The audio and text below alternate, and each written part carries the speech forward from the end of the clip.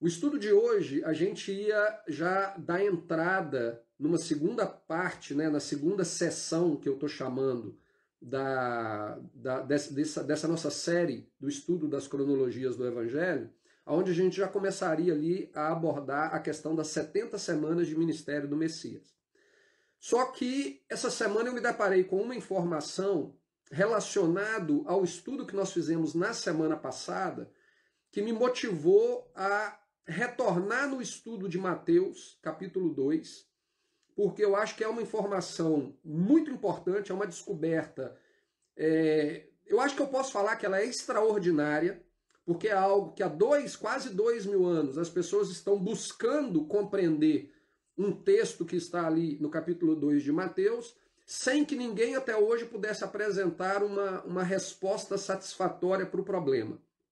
Então, essa semana eu tive acesso a essa informação e eu achei que o ideal seria eu retornar no estudo do capítulo 2 de Mateus, a gente fazer uma análise dessa informação que eu recebi, e a partir daí, na semana que vem, a gente dê continuidade, já entrando ali no capítulo 3 e nos demais capítulos dos outros evangelhos, dando continuidade ali ao ministério do Messias. Como eu já disse algumas vezes, desde que eu comecei esses estudos, nós estamos vivendo um tempo diferente na história da humanidade. Um tempo que Daniel ele profetizou, né, que nos últimos dias o conhecimento se multiplicaria, e essa multiplicação do conhecimento ela seria usada por alguns para a santificação, ou seja, para que as pessoas se aproximassem cada vez mais de Deus e fossem mais íntimas de Deus, conhecendo a verdade dele da maneira que ele deseja que nós a conheçamos. Mas, por outro lado, pessoas utilizariam esse conhecimento para se afastarem mais de Deus, né? E é exatamente isso que a gente está vendo hoje. Com a internet hoje, a gente tem a possibilidade de ter um acesso a informações que eram impossível há apenas cerca de 10 ou 20 anos atrás. Então, como resultado disso, é que eu tive acesso a essa informação que eu vou compartilhar com vocês hoje no estudo, né? Até semana passada, tratando especificamente de Mateus 2, capítulo 23, eu apresentei para vocês uma informação que, ainda creio eu, é uma informação que responde aos questionamentos em torno do que Mateus estava tratando ali no capítulo 2, versículo 23, mas hoje, com essa explosão de conhecimento, eu tive acesso a uma informação que faz com que a resposta seja mais ainda completa do que aquela que a gente tinha, que, de certa maneira, era uma resposta parcial ao problema. Quando a gente estudou o Evangelho de Mateus, desde ali do capítulo 1, a gente viu várias passagens do Evangelho de Mateus que são passagens polêmicas, são temas que levantam certo debate no meio teológico com relação a elas. Por exemplo, a questão da genealogia, a questão da concepção virginal, né, do Messias, o texto que diz que José e Maria foram para o Egito para se cumprir o que foi dito pelos profetas. Do Egito eu chamei o meu filho.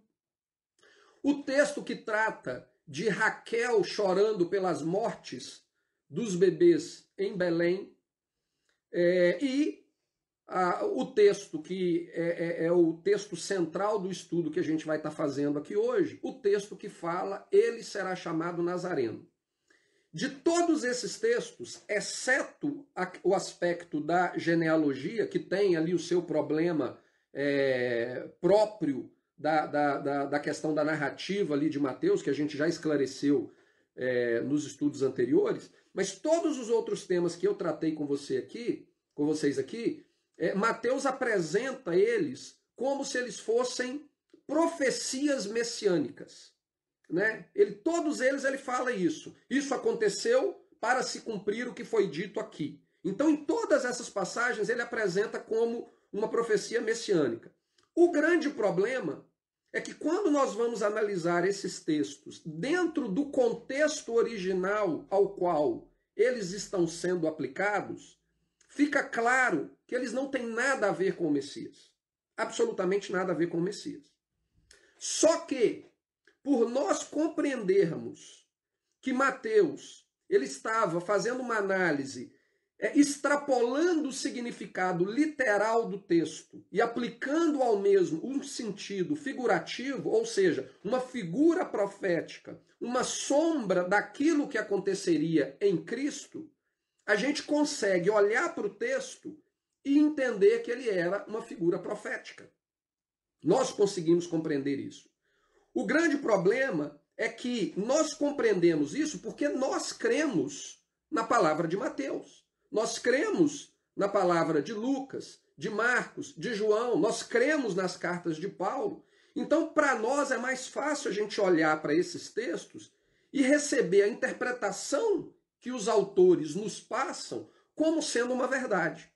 Porém, quando analisado por pessoas que não creem no texto bíblico, isso é visto como uma contradição que é usada para desacreditar os evangelhos e, de uma certa maneira, desacreditar a totalidade do Novo Testamento.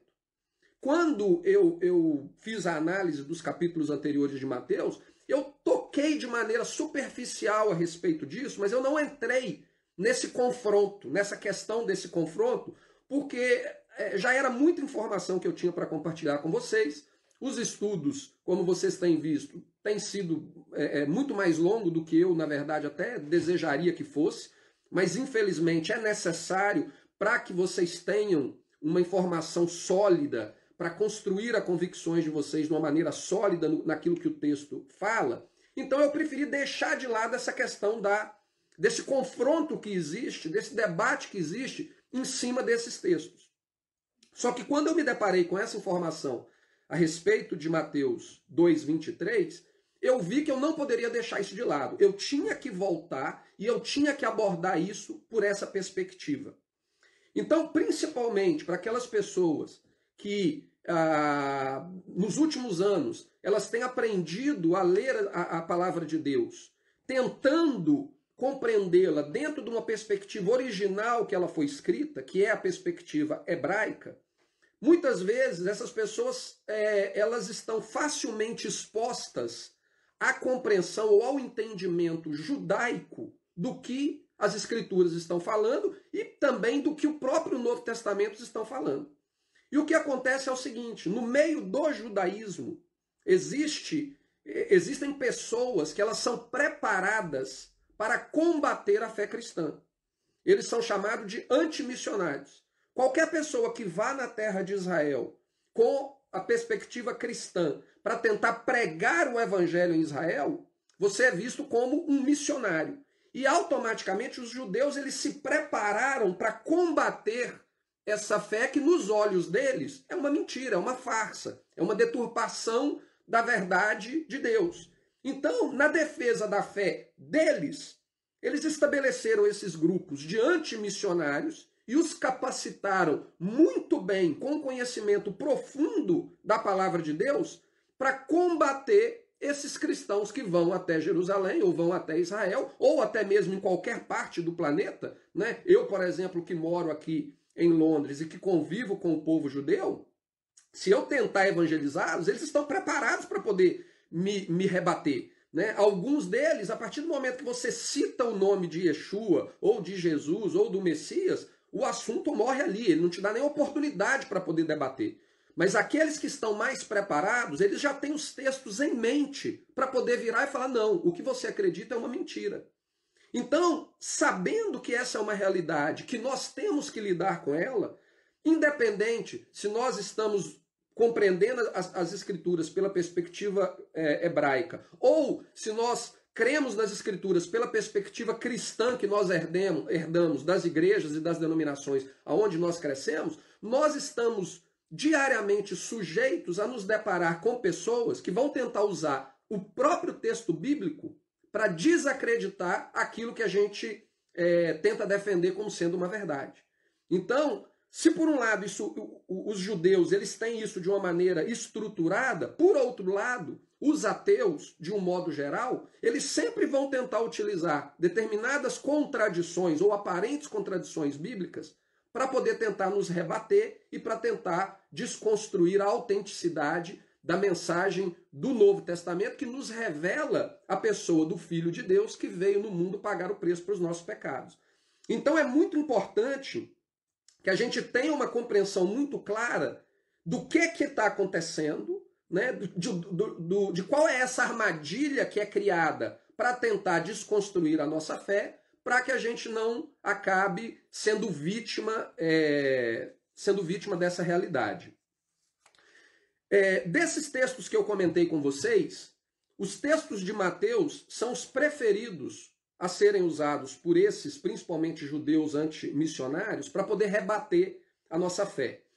Um exemplo que eu quero compartilhar com vocês aqui é Mateus 2, versículo 14 e versículo 15, que diz assim: dispondo-se ele, tomou de noite o menino e a sua mãe e partiu para o Egito.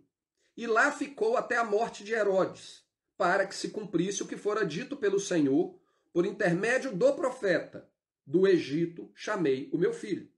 Então, segundo Mateus, o que aconteceu aqui nessa passagem é uma profecia messiânica que se cumpriu em Cristo.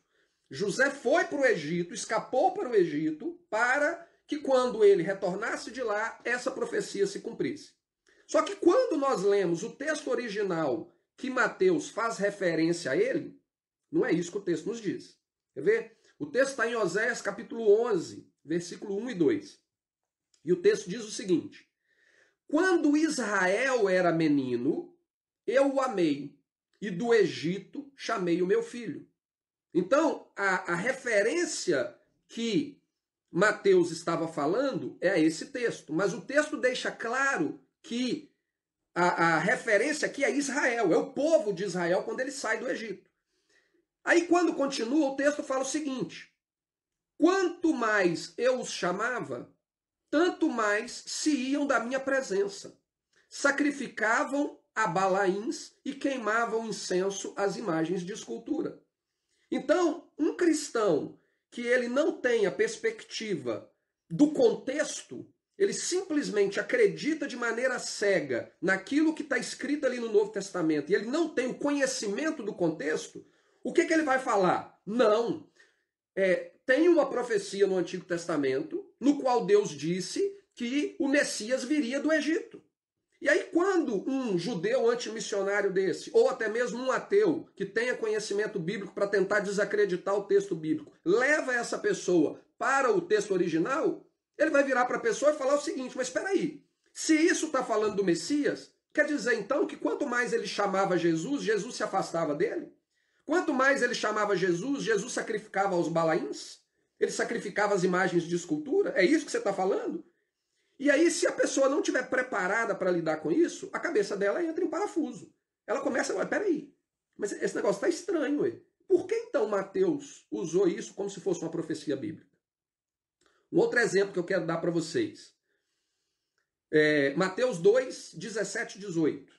Então, se cumpriu o que fora dito por intermédio do profeta Jeremias. Ouviu-se um clamor em Ramá, pranto, choro e grande lamento. Era Raquel chorando por seus filhos e inconsolável porque não mais existem. Aqui, Mateus estava lidando com a morte das crianças em Belém a mando de Herodes. Então Herodes manda matar todas as crianças abaixo de 2 anos na cidade de Belém e nas redondezas de Belém. E Mateus aplica esse texto que ele cita nominalmente o profeta Jeremias como sendo uma referência profética ao que aconteceu. Só que quando nós vamos lá em Jeremias, olha o que Jeremias diz. Assim diz o Senhor: ouviu-se um clamor em Ramá, pranto e grande lamento. Para começar, o pranto e lamento acontece em Ramá e não em Belém. Ramá é uma cidade no norte de Israel, na região da Samaria, na região de Efraim, ali ao norte de Israel.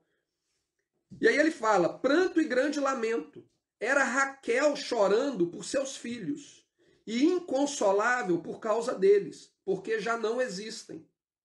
Assim diz o Senhor, continuando ali o contexto.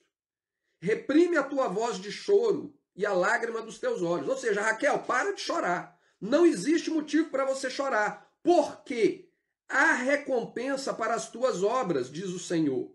Pois os teus filhos voltarão da terra do inimigo.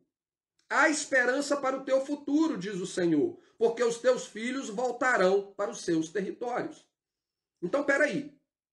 Como que os filhos vão voltar da terra dos inimigos, se lá na narrativa de Mateus, na verdade, os nenéns, né, as crianças, elas foram mortas.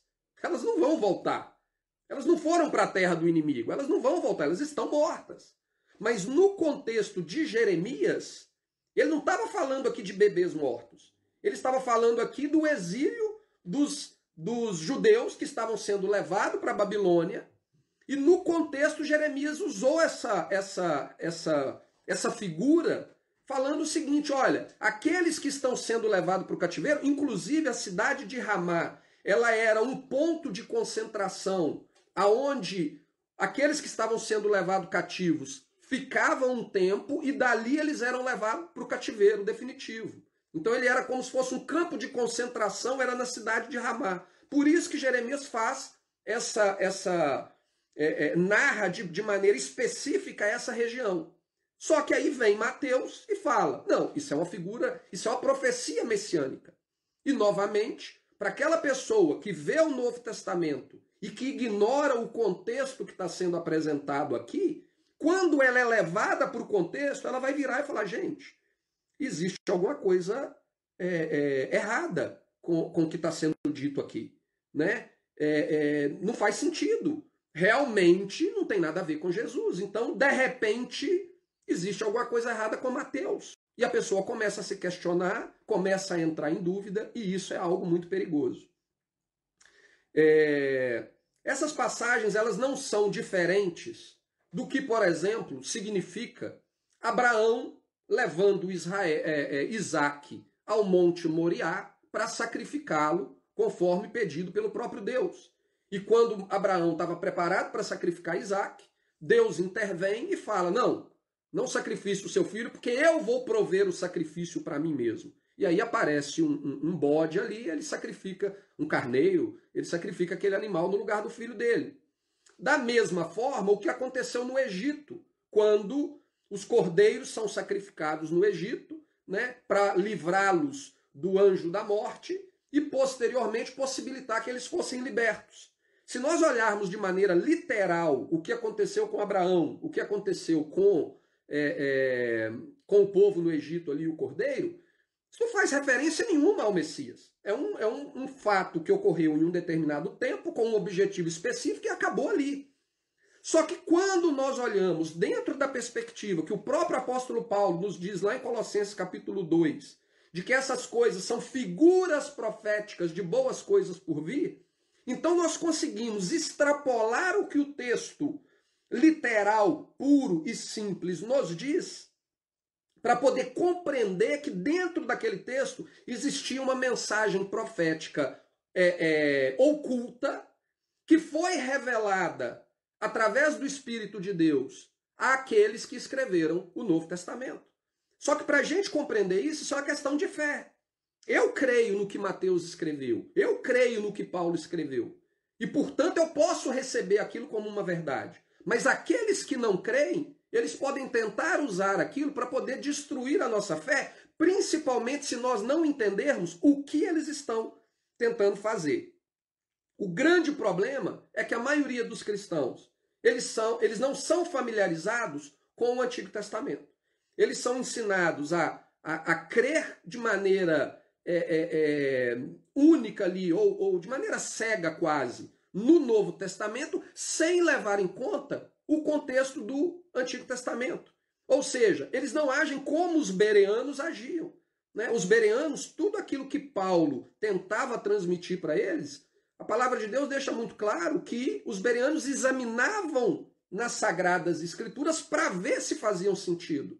Portanto, qualquer questionamento que alguém viesse trazer para esses bereanos, para tentar balançar a fé deles, eles estavam bem solidificados, porque eles só criam naquilo que foi passado para eles, depois de terem examinado o contexto, compreendido o que tinha acontecido ali, eles falaram, não, eu creio por causa disso.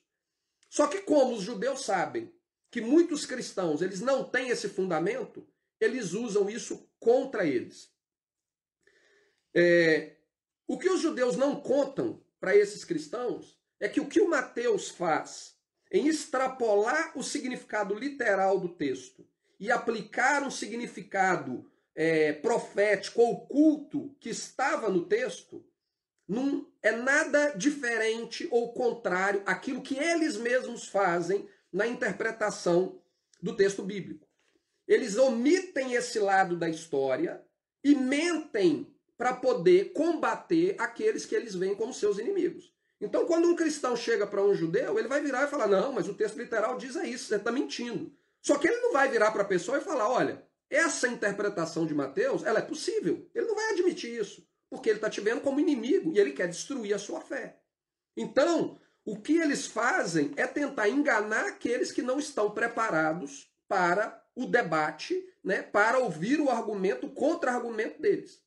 E o objetivo meu de estar fazendo esse estudo aqui é justamente capacitar vocês para poder se livrarem disso e não serem vítima disso. Né? No judaísmo moderno, eles entendem que existem 4 níveis para você interpretar o texto bíblico. Esses níveis são chamados, desculpem a minha pronúncia, porque, como eu já disse outras vezes, eu não sei o hebraico, sei algumas palavras, mas não sei o hebraico.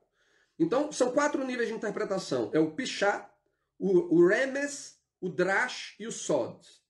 Acredita-se que no primeiro século, os 2 níveis predominantes de interpretação eram o Pishá e o Drash. O Pishá é a interpretação literal do texto. É você ler o texto, o que o texto disse, está dito e pronto, acabou. Não tem outro questionamento. O Drash é o entendimento que você consegue extrair do texto que te dá uma informação ou uma interpretação oculta que só é capaz de você ver se o Espírito de Deus te revelar. Isso é no judaísmo. O judaísmo sabe o que é isso. Eles praticam isso no estudo deles.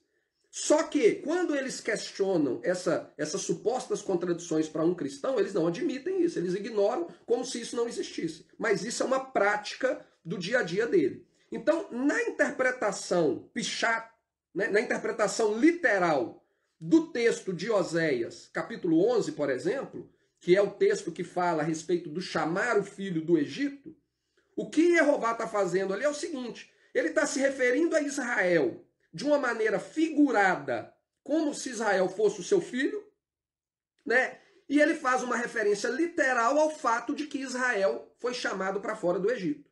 Essa é a análise literal do texto. Só que o que o judaísmo não conta é que a análise de Mateus ela está plenamente correta. É plenamente possível se você crê no que Mateus está falando. Se você crê que Mateus foi um instrumento usado por Deus para receber a revelação do que estava oculto no texto e passar para a gente essa informação. É plenamente possível. O judeu pode até virar e falar, não, mas eu não acredito no Mateus. Mas aquele judeu que for honesto, ele vai virar e falar, mas a interpretação de Mateus ela é possível. Não tem problema nenhum nela. Não existe erro algum na interpretação dela. Então, dentro da interpretação do Drash ou da Midrash, que é essa prática de extrair do texto uma mensagem oculta, que não estava explícita ali, o que está acontecendo ali é o seguinte, Jeová ele faz referência a Israel, ele faz uma referência figurativa do fato que ele chamou seu filho do Egito e aplica isso ao seu filho literal. Né? Então Jesus, sendo realmente o primogênito de Deus, que veio ao mundo e se fez carne, então ele pega aquela mensagem figurativa para Israel, aplica ela no seu filho literal. Então isso é plenamente possível e não existe nenhum tipo de problema com relação a isso. Além disso, no judaísmo existe um conceito que é o seguinte. Eles falam que as ações dos pais, elas são um sinal para os filhos. E as ações dos filhos são um sinal para para os pais. Ou seja, algo que foi feito no passado pelo seu antepassado, ela na verdade pode ser um sinal daquilo que vai acontecer na sua vida. Um exemplo clássico disso, que inclusive a gente leu essa semana, quando a gente estava estudando as porções da Torá essa semana, é o que aconteceu com Abraão quando ele vai para o Egito e depois quando ele vai... esqueci o nome do rei aqui, que ele vai para a região lá do rei. Não sei se é Abimeleque. A gente leu essa semana que Isaac... Abimeleque? Acho que é Abimeleque. Mas com Abraão o que aconteceu foi o seguinte, ele vai para o Egito e depois ele vai lá com esse rei e ele fala que Sara era sua irmã, porque ele estava com medo de que por causa da beleza de Sara eles o matassem para poder ficar com Sara. Quando Isaac se encontra com o rei, se eu não me engano, Abimeleque também, Isaac faz a mesma coisa. Então, dentro do conceito judaico, por que isso acontece com Isaac da mesma forma que aconteceu com Abraão? Porque a ação de Abraão, ela era um sinal, ela era uma figura profética de algo que viria a acontecer na vida de Isaac. E isso é exatamente o que Mateus faz em todas as suas os seus posicionamentos, falando que isso se cumpriu na vida de Jesus porque foi dito pelo profeta lá no passado. O que ele está falando é que aquilo que aconteceu no passado, com os patriarcas, com o povo de Israel, ela se reflete na pessoa de Cristo. Perfeitamente coerente com a maneira como um judeu interpretaria o texto bíblico. Inclusive, nos manuscritos do Mar Morto, existem exemplos práticos disso na vida dos essênios, né? E na história de Israel como um todo, existem exemplos práticos disso até o dia de hoje. Por exemplo, essa passagem que a gente leu de Jeremias 31, que trata dos cativos, aqueles que eram levados para o cativeiro e que retornariam para a terra, até hoje o povo judeu aplica isso a algum soldado israelense que é capturado pelos palestinos, né? E, por exemplo, a gente tem uma história, alguns anos atrás já, de um desses soldados que ficou anos no cativeiro, e aí o Netanyahu pagou lá uma soma em dinheiro, libertou alguns prisioneiros palestinos para poder ter aquele rapaz de volta, depois de vários anos que ele estava como prisioneiro.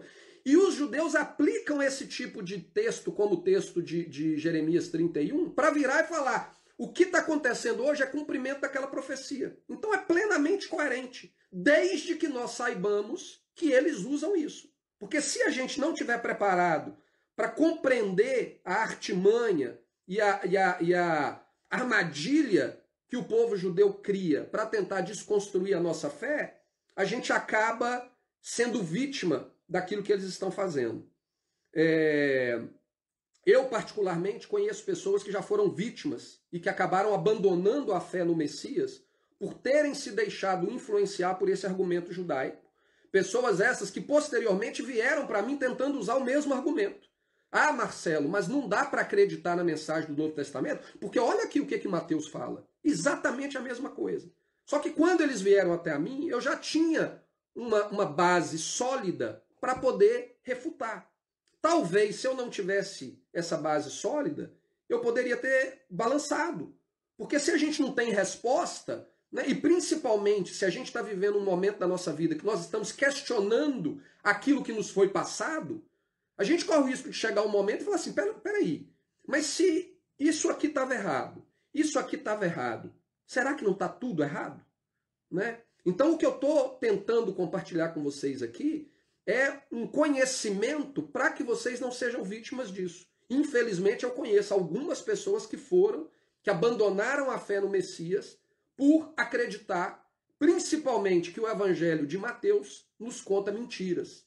E já que não dá para acreditar no evangelho de Mateus, por que eu vou acreditar no de Lucas, no de Marcos? Por que eu vou acreditar nos escritos de Paulo, de Pedro? Eu não acredito em mais nada, eu abandono tudo. E o pior, eu conheço pessoas que creem em Yeshua, que confessam a fé no Messias, mas que veem o Novo Testamento com falta de credibilidade ou com menos credibilidade, porque se deixam influenciar por essa argumentação baseada no Evangelho de Mateus. Então eles acreditam nessa mentira que os judeus contam, né? Essa armadilha que os judeus constroem para tentar desconstruir a verdade do Novo Testamento, e aí eles falam, não, eu creio, mas o Novo Testamento ele não é tão digno de confiança assim. Só que o problema é o seguinte, se ele não é tão digno de confiança assim, o que eu posso confiar? Quem que vai determinar qual a parte que eu devo confiar e a parte que eu não devo confiar? Aquilo que me convém? Aquilo que me agrada? Aquilo que concorda com as minhas próprias convicções? Então não é mais o texto que me guia, é eu que guio o texto. Eu guio o texto aonde eu quiser que ele vai. O que eu não quiser que ele vai, eu desconstruo. E infelizmente é isso que acontece hoje dentro da própria igreja, né? Que quando um determinado pecado não se encaixa nas convicções dele do que Jesus representa, aquilo deixa de ser pecado. Ah, isso aqui não é pecado mais, porque não se encaixa no Jesus que eu sigo. Ou seja, não é Jesus, não é você que segue Jesus, é Jesus que te segue. Porque à medida que você muda suas convicções, o texto muda, né? Eu vi recentemente um pastor famoso, René Kivitz, né, falando que nós temos que mudar a Bíblia, porque a Bíblia está ultrapassada. Então a gente tem que mudar a Bíblia. Ou seja, o Deus é ele é que manda, não é o texto bíblico que manda. Então, a gente compreender essas questões que são, até certo ponto, problemáticas, que dão sim a possibilidade de haver um debate, né, em torno delas, é importante que a gente tenha um conhecimento pleno delas e tenha uma convicção para a gente não cair nessa armadilha de querer desacreditar a mensagem do Novo Testamento ou diminuir a sua credibilidade. Ela é a palavra de Deus, a palavra que Deus escolheu deixar revelada para nós, para nos narrar os fatos que aconteceram durante a vida do Messias e depois nos primeiros anos, né, no primeiro século ali de história da igreja. A nossa fé, ela só existe se a gente crê nisso. Se a gente não crê nisso, aí a gente cria a nossa própria religião. Eu vou criar a religião do Marcelo, vou inventar, vou pegar da Bíblia aquilo que me convém e vou criar a minha denominação. E, infelizmente, as denominações que existem hoje é fruto exatamente disso. Eu pego aquilo que me convém e crio a minha própria denominação. E não é assim. A palavra de Deus ela tem supremacia sobre a nossa vida, sobre as nossas convicções, né? E a gente tem que crer naquilo que está escrito. Né? E se a gente não tem esse conhecimento sólido para defender o que está escrito, fica muito difícil a gente sustentar a nossa fé. Então, eu estou passando isso aqui para vocês para que vocês tenham esse conhecimento sólido e não caiam nessa armadilha. Mas, baseado nisso tudo que eu compartilhei com vocês aqui, a gente chega então no texto que é o tema do nosso estudo de hoje, que é Mateus 2, capítulo 23, que é o texto mais usado para poder desconstruir o Novo Testamento, ou desconstruir essa mensagem de Mateus e falar, viu? É mentira, não dá para acreditar. E o texto de Mateus 2, 23 nos diz o seguinte, e foi habitar numa cidade chamada Nazaré, para que se cumprisse o que fora dito por intermédio dos profetas, ele será chamado Nazareno. De todas essas passagens que eu citei anteriormente, a que eles mais usam para tentar desqualificar o Novo Testamento é essa, pelo simples fato de que, se nós procurarmos na nossa Bíblia de hoje qual profeta falou isso, a gente não vai achar nenhum. Por isso que eu coloquei como título desse estudo de hoje, a falsa profecia de Mateus capítulo 2, versículo 23. Porque, segundo a visão daqueles que querem desconstruir, desqualificar a mensagem do Novo Testamento, Mateus estava citando uma passagem que não existe, uma profecia que não existe. Todas as outras profecias é até plausível você virar e falar, não, a gente extrapola o sentido literal e aplica a pessoa de Cristo. Mas aqui a gente não tem nem como fazer isso, porque simplesmente essa palavra não existe. No estudo anterior, eu mostrei para vocês a minha convicção até o momento, baseado no conhecimento que eu tinha até semana passada, da resposta para esse texto, que é Isaías capítulo 11, versículo 1. Eu não vou repetir aqui todo o argumento, está no estudo passado, e eu creio que é um argumento válido.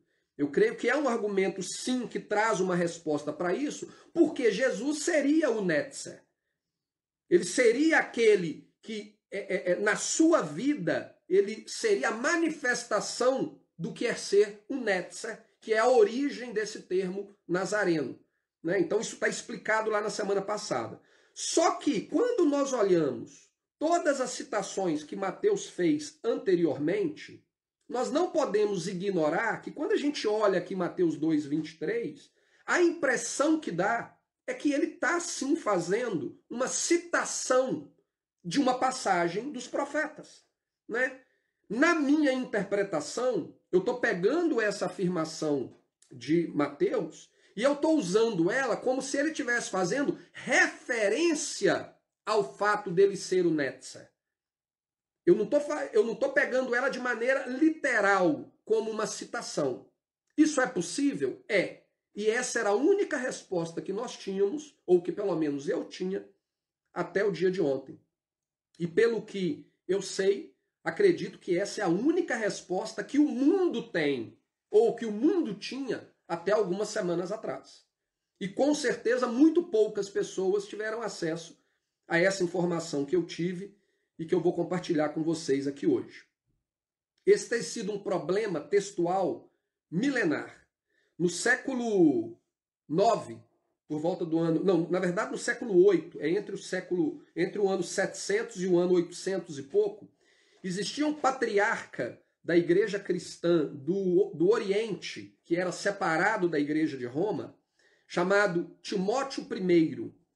E ele escreveu uma carta para alguns judeus convertidos, pedindo a eles que, como eles tinham conhecimento da língua hebraica, que eles o ajudassem a resolver esse problema de Mateus 2:23. Ele chegou ao conhecimento dele que eles haviam encontrado manuscritos em hebraico na região de Jericó, e que entre esses manuscritos existiam textos do Antigo Testamento e textos que não eram do Antigo Testamento. E aí ele escreve para esses judeus convertidos e fala, olha, por favor, vê se você consegue achar lá um manuscrito em hebraico do Novo Testamento que esclareça isso, ou pelo menos que você ache um manuscrito do Velho Testamento aonde contenha essa profecia, algum livro, alguma coisa. E na carta ele fala o seguinte, que esse problema era algo que queimava, que o queimava por dentro, que ele sentia como se os ossos dele estivessem em brasa por causa desse problema. E na própria carta ele fala que ninguém nunca respondeu para ele e ele nunca teve essa resposta. Então esse é um problema que já dura milênios e que pessoas têm o desejo de compreender e de ter uma resposta definitiva e não simplesmente uma resposta como aquela que até semana passada eu tinha e compartilhei com vocês. Não apenas uma referência. Será que a gente consegue encontrar um texto que Mateus tenha baseado para fazer essa citação desse texto? E parece que a gente encontrou. Parece que alguém encontrou. Dentro da perspectiva tanto judaica quanto cristã, existem 4 possibilidades para a gente compreender o que Mateus estava falando aqui. A primeira possibilidade, que é a possibilidade defendida pelos judeus e por aqueles que não creem no Novo Testamento, é que Mateus inventou isso. Mateus falou de algo que não existe, ou ele inventou da própria cabeça dele, ou ele escutou alguém falar, não pesquisou para ver se é verdade e escreveu. Ou seja, aquilo ali não tem credibilidade alguma, Mateus estava escrevendo o que vinha na cabeça dele, né? Seria mais ou menos como se a gente tivesse hoje escrevendo e aí a gente falasse assim, como está escrito pelos profetas, 1000 passará, 2000 não chegará. Né? A gente escutou isso a vida inteira quando a gente era pequeno, que era um texto bíblico. Então, para o judeu e para quem nega o Novo Testamento, eles estão falando que Mateus fez isso. Escutou alguém falar que era profecia, foi lá e escreveu e é uma bobagem, é uma mentira. Portanto, Mateus não é digno de credibilidade e o Novo Testamento não é digno de credibilidade. Para o cristão, existem 3 possibilidades. A primeira possibilidade é que Mateus estaria citando uma profecia de um texto que nós não temos acesso a ele. Na própria palavra de Deus, no próprio Antigo Testamento, existem menções de textos bíblicos, de livros, que nós não temos, que não existe, que ninguém tem acesso a esses livros. Nós temos, por exemplo, a história da vida de Elias, de Eliseu e de tantos outros profetas, né, na terra de Israel. A gente vê ali que existia escola de profetas em Israel, então existiam inúmeros profetas. E nós não temos. Nós não temos o relato específico das profecias de Elias, das profecias de Eliseu. Nós temos algumas coisas que aconteceram na vida deles, mas não o relato da vida deles. Então o primeiro argumento seria o seguinte: tudo bem, Mateus estaria citando algo que nós não temos acesso a ele nos dias de hoje. Então, a gente acredita em Mateus, vamos ter que acreditar que ele está citando algo correto.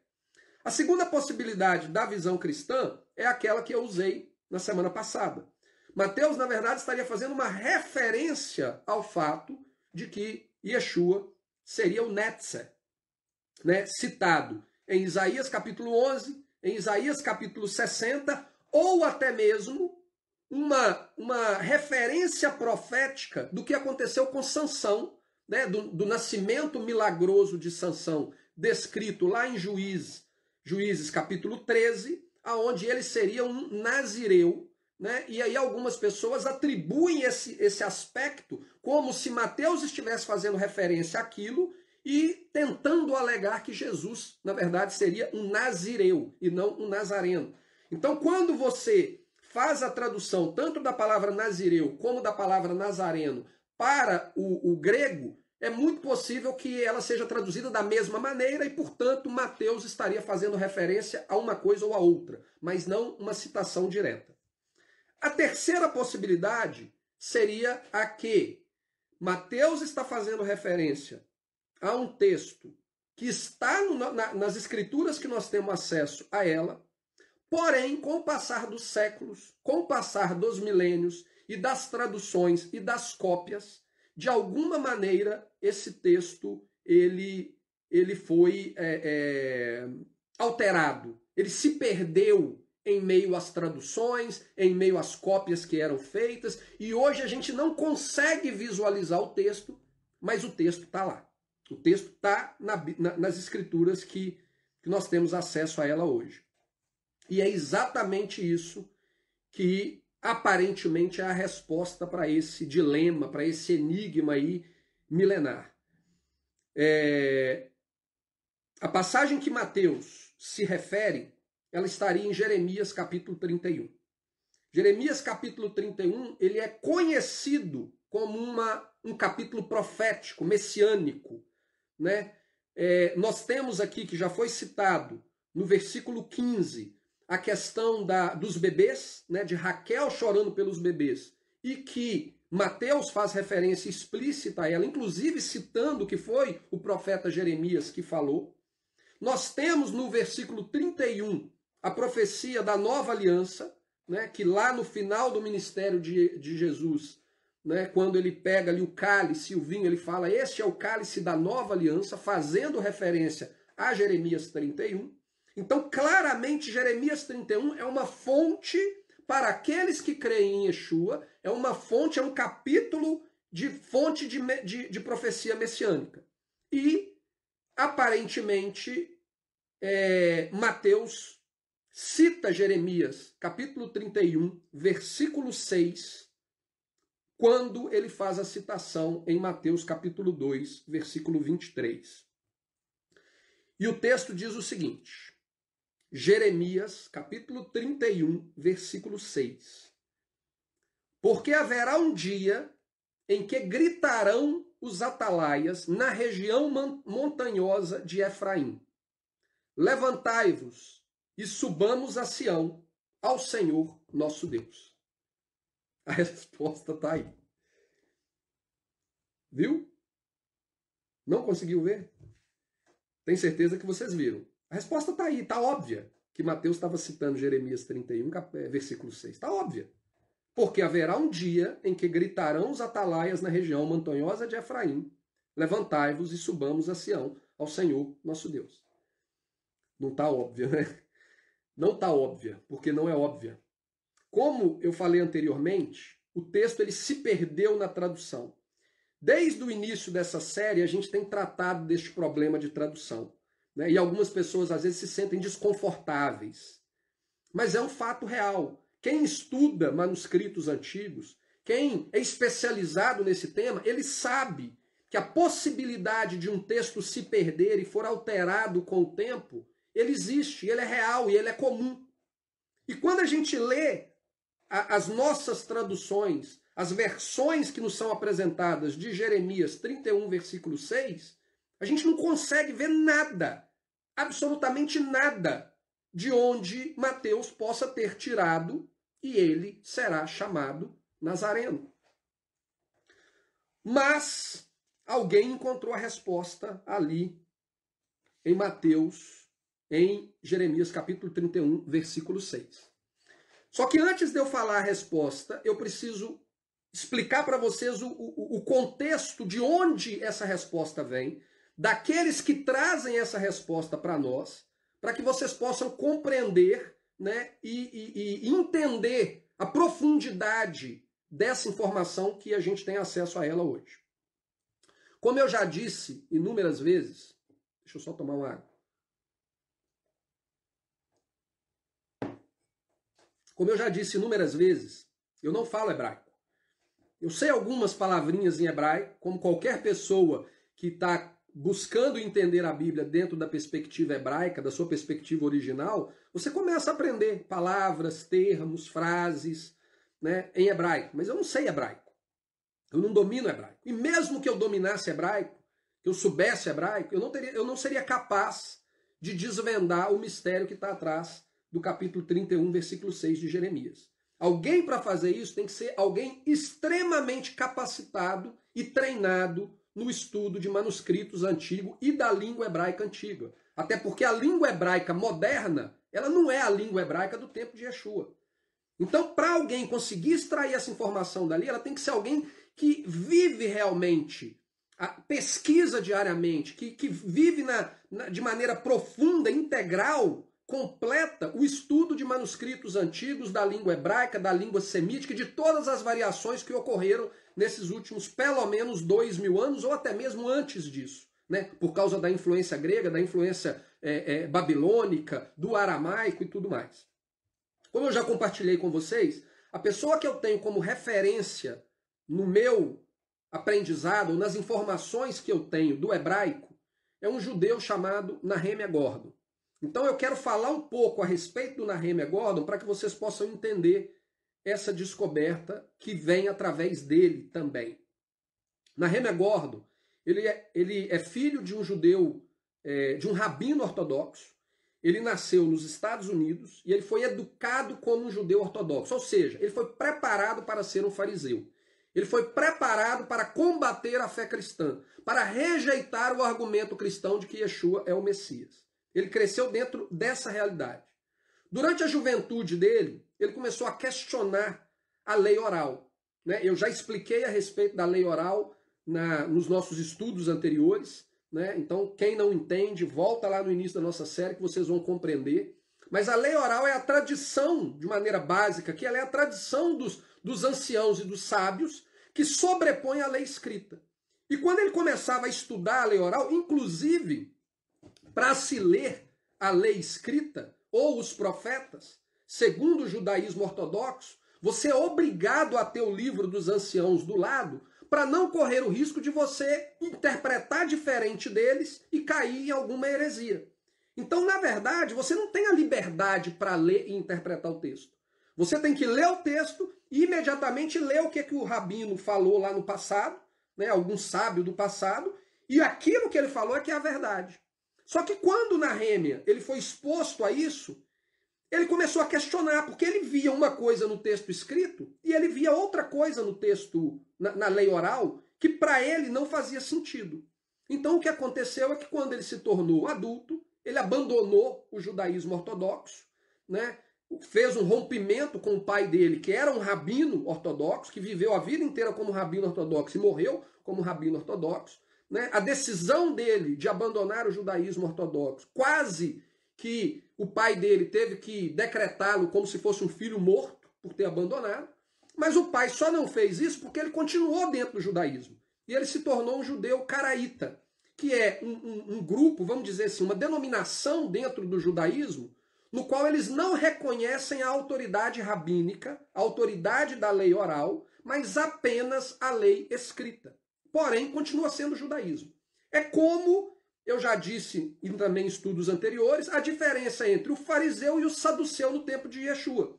O saduceu, ele cria única e exclusivamente na lei escrita. Ele não se submetia à lei oral, que era a lei pregada nas sinagogas pelos rabinos. Então, o Nahem, ele abandona o judaísmo farisaico e ele vem para esse judaísmo caraíta, no qual ele usa apenas, ele crê apenas na lei escrita.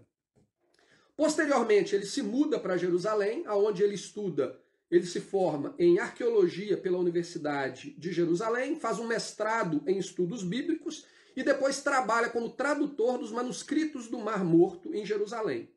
Desde que ele começou a carreira dele acadêmica, ele tem dedicado a vida dele a buscar compreender as verdades bíblicas que muitas vezes ficaram perdidas por causa desses 2000 anos aí, principalmente do povo judeu longe da terra, por causa da influência do próprio judaísmo ortodoxo, que mudou muita coisa do texto original. Então a vida dele tem sido dedicada no estudo de manuscritos antigos, da pesquisa da história da fé bíblica, e ele, como parte do trabalho dele, duas das coisas mais importantes que ele fez ele foi fundamental na restauração do calendário bíblico, na pesquisa das informações para restaurar o calendário bíblico, e um dos trabalhos que até hoje ele continua trabalhando nele é a restauração do nome original de Deus, que segundo as pesquisas dele, a pronúncia correta seria Yehová, e algo que eu também já tratei em vídeos anteriores.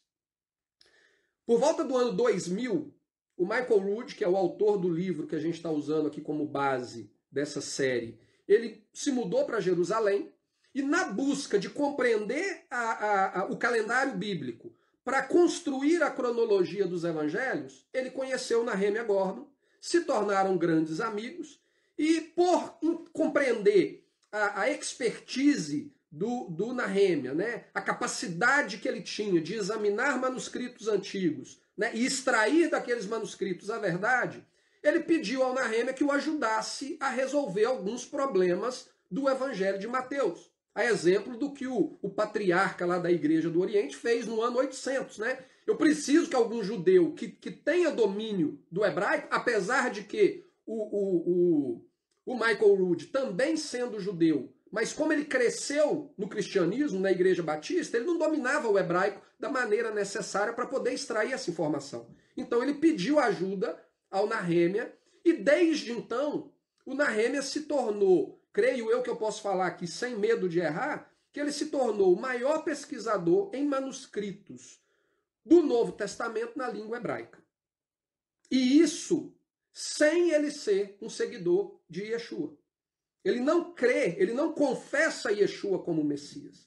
Mesmo ele não confessando Yeshua como Messias, ele se tornou, sem dúvida alguma, o maior pesquisador dos manuscritos em hebraico do Novo Testamento que existem hoje em dia. Por que eu estou falando isso com vocês? Porque recentemente, junto com um outro amigo deles, primeiro, antes de falar disso, primeira coisa do porquê que eu estou falando isso com vocês, para que vocês compreendam que a análise do Nehemia dos escritos do Novo Testamento, ela não é uma análise tendenciosa.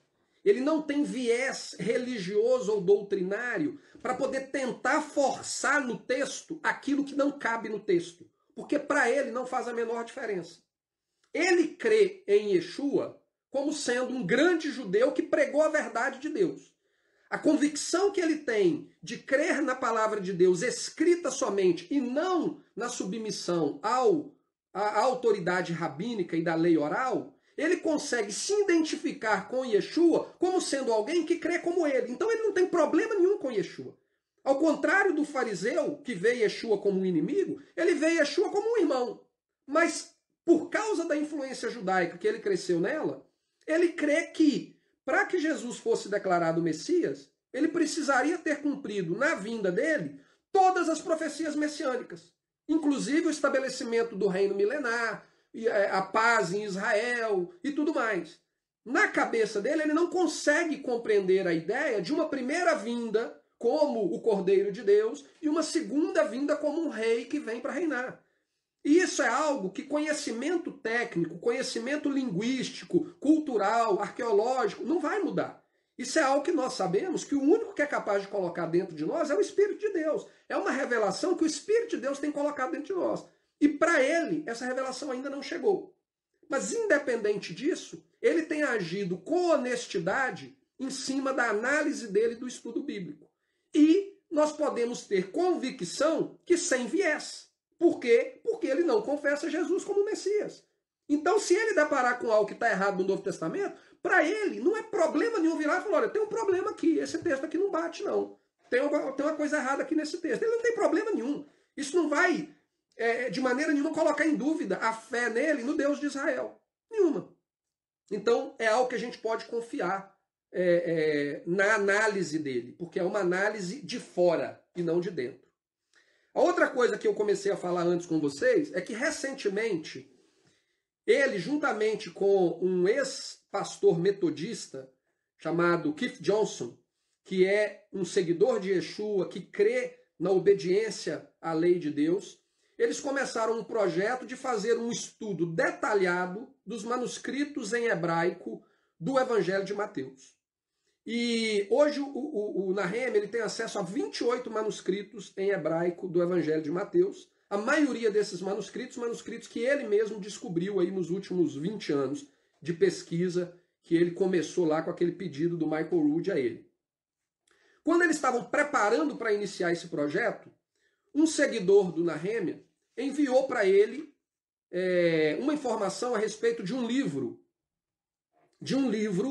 escrito por um rabino ortodoxo no ano de 1860, no qual ele fazia um estudo do Evangelho de Mateus e do Evangelho de Marcos. Até então, o Nehemia, ele nunca tinha ouvido falar a respeito desse livro, porque esse livro só existia a tradução dele na língua em francês. E só recentemente ele foi traduzido para o inglês.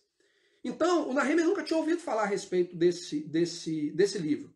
Esse livro, ele é o primeiro livro da história, desde dos últimos 2000 anos, ele é o primeiro livro da história no qual um rabino ortodoxo judeu, ele fez um comentário de um livro do Novo Testamento com o objetivo de compreender o que o texto está falando e criar uma ponte entre judeus e cristãos, e não uma análise depreciativa, uma análise crítica.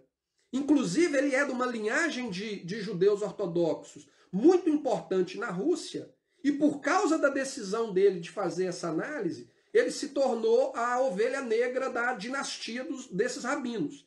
Hoje, quando se analisa essa linhagem de rabinos, o nome dele não é mencionado. E aí, quando procuram um pouco mais de informação, eles falam, não, nós não falamos dele. Ele existe, mas ninguém comenta dele. Por quê? Porque ele se atreveu a romper os parâmetros estabelecidos pelo judaísmo, que impediam um judeu de ver algo cristão com bons olhos, e ele virou e falou, não, eu tenho que ir lá.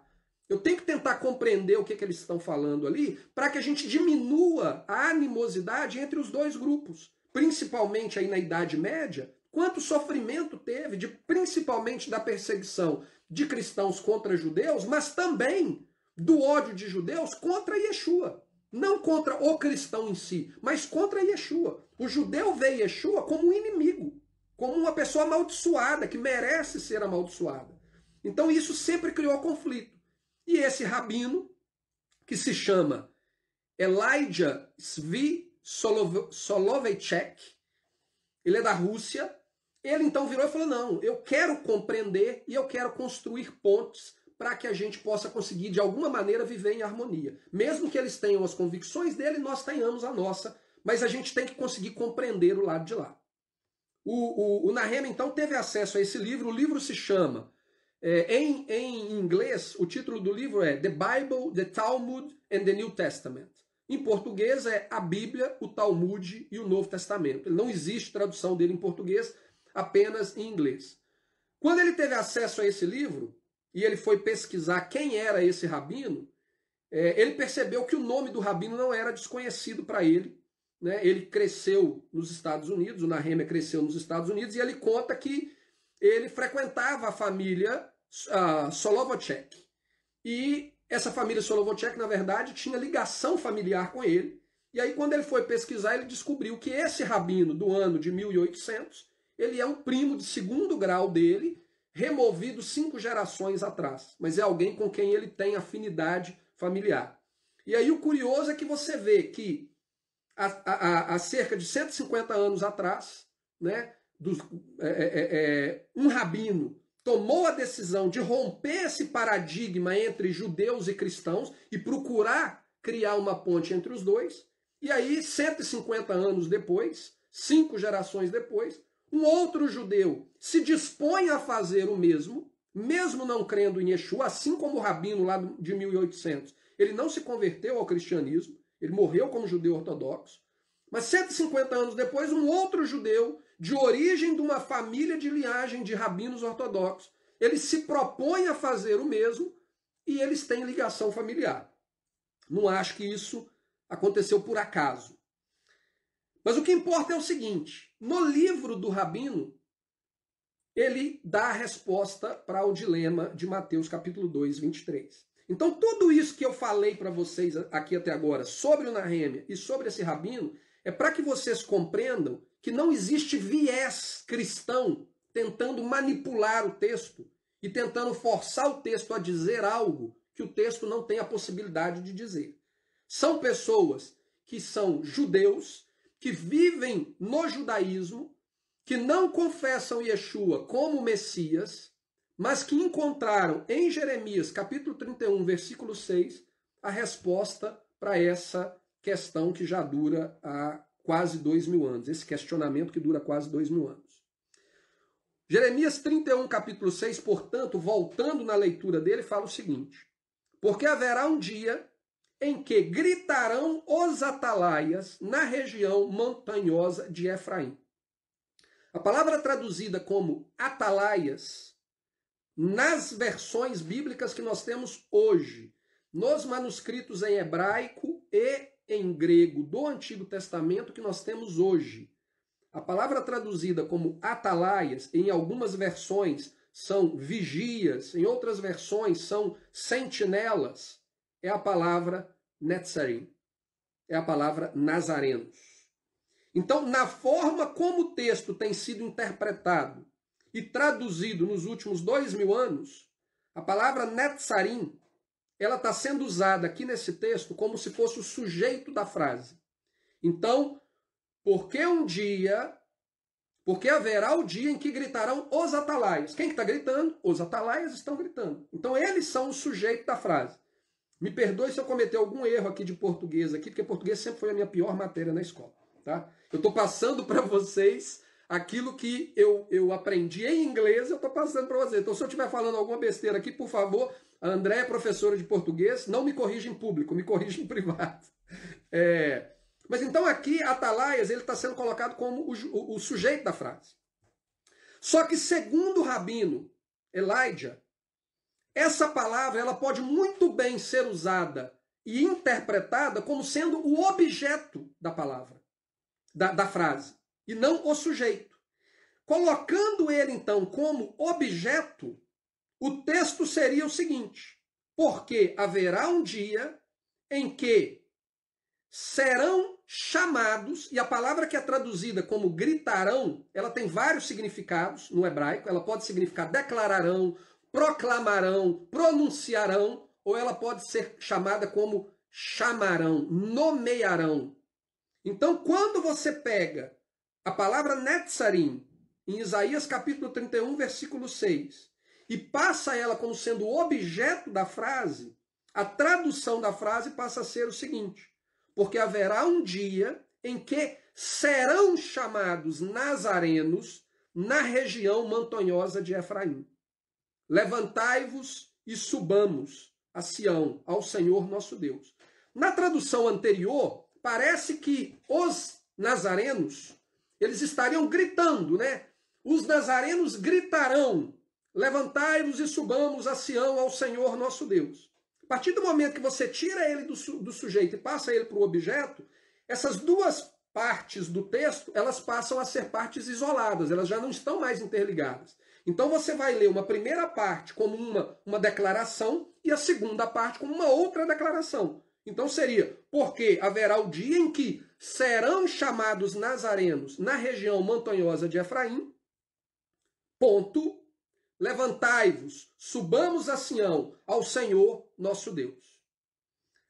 A cidade de Nazaré, ela fica situada ao sul da Galileia, exatamente na divisa com a região de Efraim, que é onde ficam os montes de Efraim, na Samaria, os montes de Efraim. Então, o texto aqui ele pode estar fazendo uma referência exatamente ao fato de que na região de Nazaré serão chamados nazarenos. Aquelas pessoas a quem o texto de Jeremias está se referindo, era exatamente ali na região de Nazaré, que tem proximidade geográfica a essa região que Jeremias se refere como sendo os montes de Efraim. Para o rabino Elijah, partindo do princípio que Mateus usou o drash para interpretar todos os textos a qual ele fez referência, e é por isso que eu tive que fazer toda aquela introdução, para que vocês pudessem compreender isso aqui. Então, para o rabino Elijah, como Mateus, em todas as outras menções, ele utilizou a midrash, ele fez o uso da midrash, dessa forma de interpretar, extraindo do texto algo que o texto literal não está dizendo, ele fala que não tem problema nenhum o fato de que o texto esteja no plural. Serão chamados nazarenos. Porque na interpretação drash, você não precisa ficar apegado a detalhes gramaticais, a questões mínimas da palavra em hebraico, da gramática em hebraico. Você não está limitado a isso, porque você está extraindo do texto uma mensagem além do significado literal. Então, com isso, para o rabino Elijah, ele chega à conclusão de que Mateus estava fazendo, assim como ele fez de outras passagens, ele estava fazendo uma citação de Jeremias capítulo 31, versículo 6, que nos diz, aonde Mateus diz, né, ele será chamado o Nazareno, partindo de uma análise, de uma interpretação midrash, do que o texto nos diz em hebraico, e isso aqui não é uma invenção, não é uma forçação de barra de um pastor ou de um pesquisador cristão tentando colocar no texto o que o texto não está. Isso é de um judeu ortodoxo, né, de dois judeus que não confessam Yeshua como Messias, que reconhecem que é possível claramente, assim como interpretar, e chegará um dia que gritarão os atalaias, é possível também interpretar e serão chamados nazarenos no monte. Então, para o rabino, Mateus estava fazendo uma citação explícita aqui de Jeremias 31, versículo 6. O problema é que Nahemia não se deu por satisfeito. Apesar dele reconhecer que a análise do rabino ela é coerente e ela é plenamente possível, e ela seria a possibilidade mais clara que alguém possa ter chegado perto de responder esse dilema nos últimos 2000 anos, o Nahemia ele é muito detalhista, ele não se deu por satisfeito e ele falou, não, eu quero ir mais fundo. Eu quero ver se eu sou capaz de encontrar um texto aonde apareça escrito no singular, ele será chamado Nazareno. Eu quero ver se eu sou capaz de encontrar um texto. Porque o que pode ter acontecido, segundo ele, e baseado na experiência que ele tem, é que durante os anos, durante os séculos, o texto foi corrompido e do singular ele foi para o plural. Mas é possível que existam manuscritos onde está falando no singular e que Mateus tenha tido acesso a esses manuscritos no primeiro século e por isso ele fez essa afirmação, a exemplo das outras afirmações que ele fez no capítulo 1 e no capítulo 2.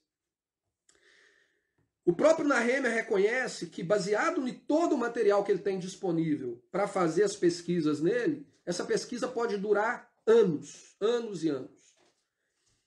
Mas, numa pesquisa inicial, preliminar, que ele resolveu fazer para ver se ele encontrava, ele conseguiu encontrar 2 manuscritos aonde esse texto aparece no singular.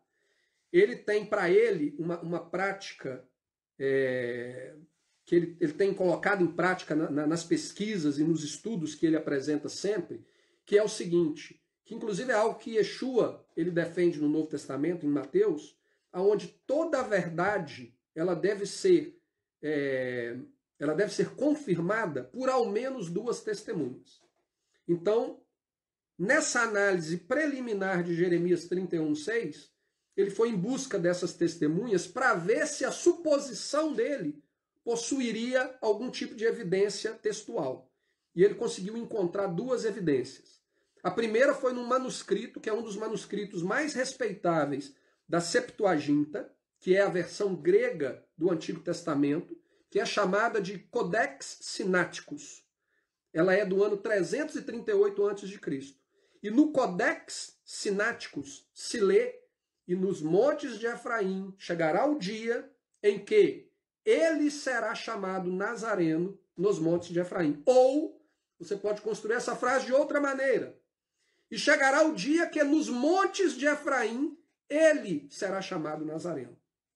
O outro texto que ele encontrou foi um manuscrito em hebraico de uma coleção chamada Cairo Guiniza, que são os manuscritos mais antigos e mais completos do Velho Testamento, aonde novamente o termo Nazarenos aparece como Nazareno, o que daria, baseado no texto que nós temos hoje, a interpretação como: e chegará o dia que nos montes de Efraim ele será chamado Nazareno.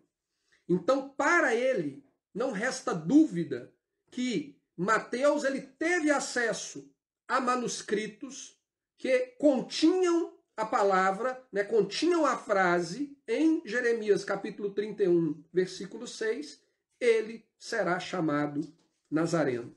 Então, as 2 possibilidades que ele apresenta porque haverá um dia em que ele será chamado Nazareno na região montanhosa de Efraim. Levantai-vos e subamos a Sião e ao Senhor nosso Deus. Ou, porque haverá um dia em que nas montanhas de Efraim ele será chamado Nazareno. Levantai-vos e subamos a Sião ao Senhor nosso Deus. Mas não para por aí. O Nehemia, ao examinar o texto, ele percebeu que no texto de Jeremias existia uma palavra em hebraico ali que parecia fora de lugar. Não era uma palavra comum. Essa palavra é a palavra que é traduzida como haverá, ou porque haverá, ou chegará. E é a palavra hebraica, que significa yesh. Quando o texto diz porque chegará o dia, são 2 palavras, na verdade. Yesh e Yom. Yesh e Yom. Yesh e Yom quer dizer haverá um dia, chegará o dia, então um dia. E aí o resto da frase, ele será chamado Nazareno. Só que essa palavra Yesh chamou a atenção do Nehemia, porque segundo ele, a união da palavra Yesh com uma palavra temporal no hebraico, ela não acontece em nenhum outro lugar do Antigo Testamento. Ele procurou em todo o Antigo Testamento, ele não conseguiu encontrar nenhum outro local onde a Yesh ela aparece junto com uma palavra que faz referência a um período de tempo. Então ele achou assim, gente, tá fora de lugar, não faz sentido. Tudo bem, dá para poder forçar e dizer e haverá um dia. Se vocês olharem aí várias traduções, vocês vão ver que o início muda. Haverá um dia, chegará um dia, porque um dia, né? Mas ele fala, dá para pôr? Dá, mas não parece fazer sentido. E aí ele lembrou que durante esse período em que ele está trabalhando com manuscritos do Novo Testamento, ele também tem lido materiais judaicos que tratam da análise de judeus no passado a respeito do Novo Testamento. E ele deparou com um desses estudos que fala que em Provérbios, capítulo 8, versículo 22, seria no primeiro século, isso aí os judeus falando, né, que os seguidores de Yeshua, eles atribuíam a Provérbios, capítulo 8, versículo 22, um significado profético, uma referência à pessoa de Yeshua, lá em Provérbios, capítulo 2, capítulo 8, versículo 21, na verdade, não é versículo 22, versículo 21. E lá em Provérbios está escrito assim: para que faça herdar bens permanentes aos que me amam, e eu encha os seus tesouros. A palavra traduzida aqui em Provérbios, capítulo 8, versículo 21, como permanentes, no caso do inglês, me parece que a palavra é substância, para fazer herdar substâncias ao que o amam, e encha os seus tesouros. Segundo Nehemia, é a palavra, segundo Nehemia não, eu pesquisei também nos materiais que eu tenho acesso aqui em hebraico, e é exatamente a palavra yesh, que está lá em Jeremias capítulo 31, versículo 8.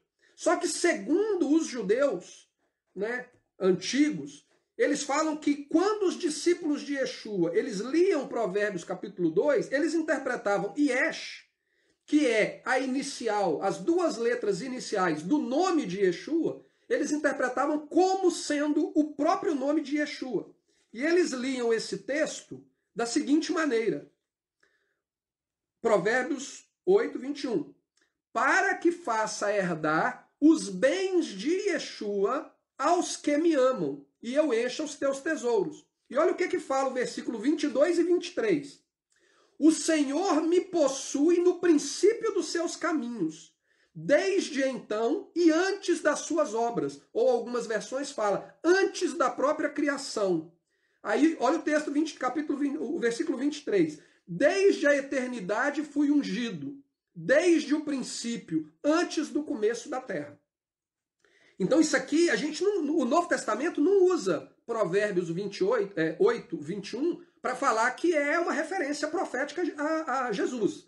O cristianismo nunca usou isso. Isso aqui são judeus que estavam escrevendo um texto denegrindo os seguidores de Yeshua, e nesse texto eles usam Provérbios 28, 21 como sendo um texto que os próprios judeus seguidores de Yeshua usavam para se referir à pessoa do Messias.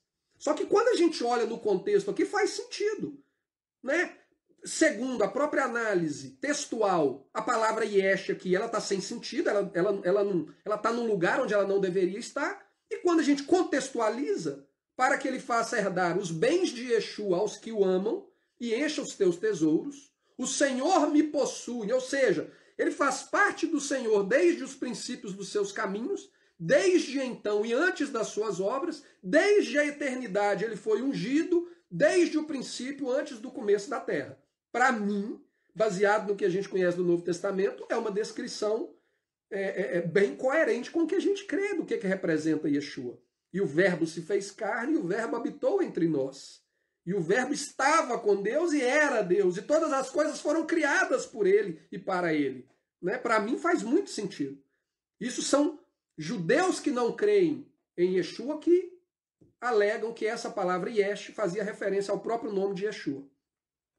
Segundo o próprio Nehemia, baseado na experiência dele em lidar com manuscritos antigos, manuscritos escritos à mão, difícil de ler, se nós levarmos em conta que essa afirmação de Provérbios capítulo 8 está correta e que realmente os discípulos de Yeshua utilizavam esse termo Yesh como sendo uma referência direta ao nome Yeshua, é possível que nós interpretamos Provérbios 31, versículo 6, da seguinte maneira: nos montes de Efraim, Yeshua um dia será chamado Nazareno.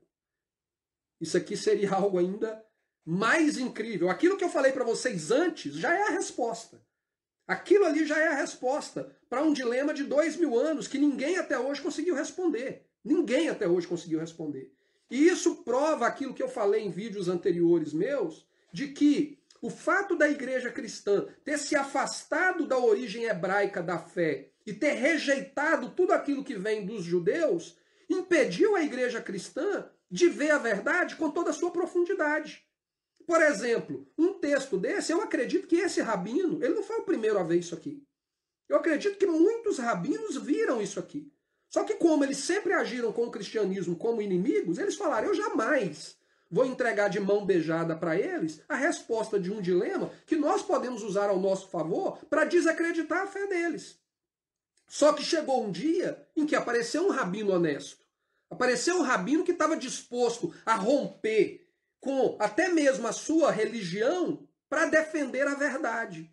E ele foi lá e apresentou. Agora, se a igreja cristã ela não tivesse abandonado a origem hebraica da sua fé, durante esses últimos 2000 anos, nós teríamos pessoas capacitadas na história da igreja para poder analisar e ver a resposta.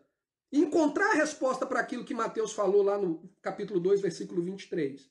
Mas não, a gente se desconectou da realidade hebraica, no qual as escrituras foram escritas, no qual as escrituras foram reveladas por Deus aos homens, e passamos a ver as escrituras por uma perspectiva gentílica grego-romana, e com essa perspectiva nós jamais conseguimos encontrar essa resposta. Então a resposta já está aí. O texto existe. O texto que fala, e ele será chamado Nazareno, existe. E é plenamente possível que Mateus tenha tido acesso a esse texto no primeiro século e por isso ele escreveu o que ele escreveu lá em Mateus capítulo 2, 23. Então essa resposta ela já está aí. Já não tem mais questionamento sobre ela. Aquela dúvida que alguns colocam na integridade do Novo Testamento por causa de uma suposta falsa profecia de Mateus, ela acabou. Esse argumento acabou. Ele foi jogado por terra por pessoas que, na verdade, não confessam Yeshua como Messias, mas que dominam o conhecimento dos escritos hebraicos. Então isso aí foi colocado por terra. Mas aquilo que Nehemia está propondo aqui é algo ainda maior do que isso. Maior do que isso. É que talvez o texto cita Yeshua por nome, declarando que ele seria chamado Nazareno. Então, uma possibilidade, segundo ele, é nos montes de Efraim, ou seja, onde diz Yeshiom, o Yesh seria o nome de Yeshua. Então, nos montes de Efraim, Yeshua um dia será chamado Nazareno. Ou ainda, segundo ele, é possível que o texto original, na verdade, ele apresentava uma união entre a palavra Yesh e a palavra Yom. E no estudo que eu assisti, onde ele explicava isso, ele mostra o porquê que isso seria possível.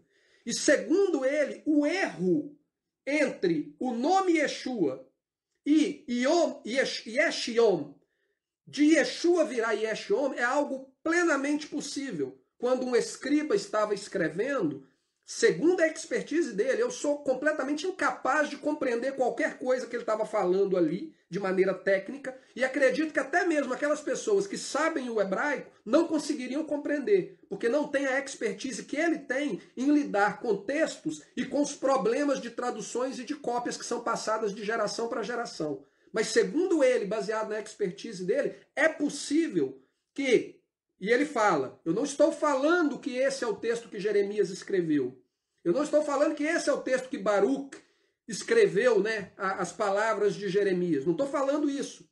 Mas eu estou falando que é possível que o original, ou que no primeiro século, existissem manuscritos que, na verdade, estava escrito o seguinte em Jeremias capítulo 31, versículo 6. Nos montes de Efraim, Yeshua será chamado Nazareno. Então não é nem um dia, é nos montes de Efraim, Yeshua será chamado Nazareno. Segundo ele, esse é, com base naquilo que ele já conseguiu confirmar, ele fala que essa é a maior descoberta da carreira acadêmica dele, né, da carreira dele como pesquisador dos textos hebraicos, né, independente de ser algo que não diz respeito às próprias convicções religiosas dele, mas ele crê na importância do texto hebraico e da herança hebraica, até mesmo dos ensinamentos que Yeshua deixou para a gente. E ele fala que, baseado naquilo que ele já conseguiu provar do texto de manuscritos antigos que mostram ele será chamado Nazareno, ele fala que é a maior descoberta dessa carreira dele. e ele fala que, da agora em diante, um dos projetos dele é pesquisar manuscritos que talvez contenham, e ele fala, talvez eu nunca encontre, mas talvez um dia eu encontre um manuscrito que diga explicitamente, e nos montes de Efraim, Yeshua será chamado Nazareno. Talvez essa seja a descoberta que falta para ele, para que Deus opere no coração dele e revele a ele a verdadeira identidade do Messias. Eu oro para que, independente dele encontrar esses manuscritos ou não, que um dia o Senhor dê a ele a revelação de quem é o Messias e que ele possa confessar Yeshua como Senhor, como Salvador, né? Mas até lá, ele tem sido uma bênção, ele tem sido um instrumento de Deus para nos ajudar a compreender esses detalhes que fazem muita diferença. Infelizmente, pessoas perderam a fé por causa desse texto. Talvez alguém pode virar e falar assim, Marcelo, mas você demorou isso tudo para falar só isso? Não era tão importante assim. Era. Eu conheço pessoas que perderam a fé por causa desse texto. E hoje a gente tem a resposta por esse texto. É a primeira vez, acredito eu, que alguém transmite essa informação em português. As pessoas que tiveram acesso ao estudo do Nehemia, inclusive um conteúdo pago ao estudo dele, que tiveram acesso a esse tipo de informação, ele já até falou que ele vai publicar isso de maneira gratuita, tamanha a importância dessa descoberta, ele vai compartilhar, mas isso vai ser compartilhado em inglês. E isso reforça aquilo que eu disse na semana anterior, quando eu disse que muitas vezes as pessoas romantizam a ideia de aprender o hebraico para poder conhecer as escrituras, e eu virei e falei, gente, o hebraico ele é o menos importante das coisas mais importantes para se aprender, para entender as escrituras. E eu falei que era mais importante você aprender o inglês. Porque informações como essa, mesmo você sabendo o hebraico, você jamais vai conseguir. Quantas centenas, milhares de teólogos com doutorados, com mestrados em hebraico, em arqueologia e tudo mais, né, no próprio cristianismo, jamais conseguiram ver em Jeremias capítulo 31 que ali estava a resposta da afirmação de Mateus 2:23. Eles não conseguiram.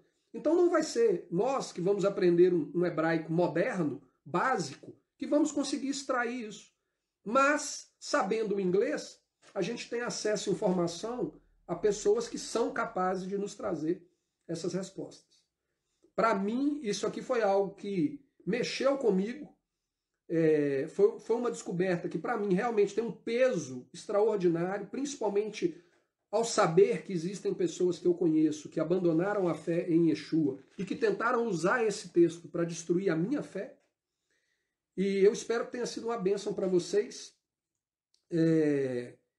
E com certeza, vocês hoje com essa informação, vocês estão cada vez mais solidificados na rocha ali, firmes na rocha. E quando alguém vier tentar combater a sua fé, você vai ter uma resposta bíblica, textual, para defender a verdade sobre o nosso Messias. Então, espero que tenha sido uma bênção para vocês, tanto quanto foi uma bênção para mim ter descoberto isso nessa semana. Tá bom? Então, fico aqui aberto para perguntas. E se alguém quiser fazer algum questionamento, alguma pergunta, fico aqui à disposição de vocês. Aqui eu vejo, então, o Patrick já colocou que acho que hoje vai durar até o pôr do sol. Aqui já durou até o pôr do sol, já se pôs. Aqui já foi o Shabas. Shabas já acabou aqui. Antônio falou ali, o problema é que muitos na igreja acham que sabe tudo. Antônio, esse é um problema que eu vivi dentro da igreja.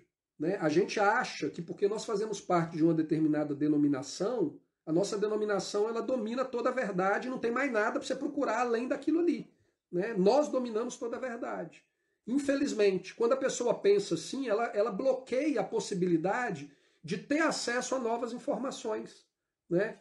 Eu, graças a Deus, sempre fui uma pessoa muito questionadora, isso me ajudou a estar aberto para um dia ver algo diferente. E eu oro para que o Senhor faça isso no coração de muitas pessoas. Porque a cada dia que passa, a gente vê que o dia se aproxima do retorno do Messias. E nós sabemos que o nosso modelo de vida, como servos do Senhor, fiéis à sua lei, ele vai fazer grande diferença quando nós nos encontrarmos com o nosso Senhor e formos prestar conta daquilo que daquilo que ele nos entregou, da verdade que ele nos entregou. Então eu oro para que mais pessoas tenham esse coração aberto para compreenderem essa verdade. Gente, então eu acho que não temos perguntas, questionamentos. Parece que não, né? Como sempre. Agradeço aí pela participação de todos vocês. A partir da semana que vem, então, nós vamos entrar ali no estudo do ministério, das 70 semanas, do ministério do Messias. E até lá, Shalom, que Jeová os abençoe, que ele os dê uma semana realmente abençoada, que os proteja, que os guie na verdade dele, que ele nos guarde de todo mal nesse mundo aí tão maluco que nós estamos vivendo, né? Que ele nos guarde de todo mal durante essa semana, em nome de Yeshua. Tá bom? Então fiquem na paz.